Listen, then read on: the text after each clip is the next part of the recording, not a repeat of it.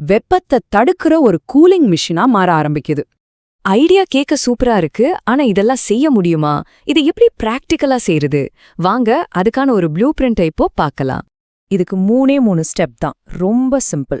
முதல்ல நம்ம ஊரு கிளைமேட்டுக்கு செட் ஆகுற மாதிரி சரியான செடி கொடிகளை செலக்ட் பண்ணணும்.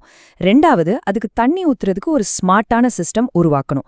கடைசியா ரொம்ப முக்கியமா, பில்டிங்குக்கு எந்த பாதிப்பும் வராத மாதிரி ஒரு பாதுகாப்பு லேயரோட இதை நிறுவ வேண்டும். இந்த 3யும் சரியா செஞ்சுட்டா வெற்றி நிச்சயம். நம்ம நிறைய பேர் பண்ற தப்பு என்னன்னா, வெளிநாட்டு கார்டன்ஸ பார்த்துட்டு அங்க இருக்கிற செடிகளை இங்க நட்டா ஒரே வாரத்துல கருகிடும். அதுக்கு பதிலா நம்ம மண்ணுக்கே உரிய பிரண்டை, வல்லார, பேஷன் ஃப்ளவர், நாட்டு மல்லிகை மாதிரியான செடிகளை பயன்படுத்தணும். இதுங்க நம்ம 40 டிகிரி வெயில கூட அசால்ட்டா தாங்கி வளரும். இதுதான் உண்மையான பயாலஜிக்கல் கூலிங் மிஷின்ஸ். இப்போ இதுல இருக்கிற இன்ஜினியரிங்க பத்தி பாப்போம்.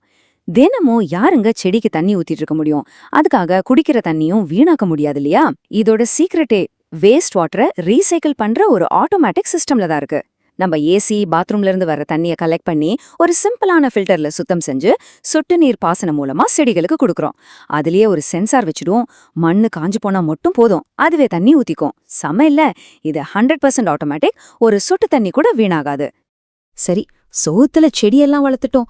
ஆனா இது எப்படி ஒரு வீட்டை 8 டிகிரி வரைக்கும் குளிர்விக்குது? இதுக்கு பின்னாடி ஒரு சூப்பரான சயின்ஸ் இருக்கு. கேட்டா அசந்து போயிடுவீங்க.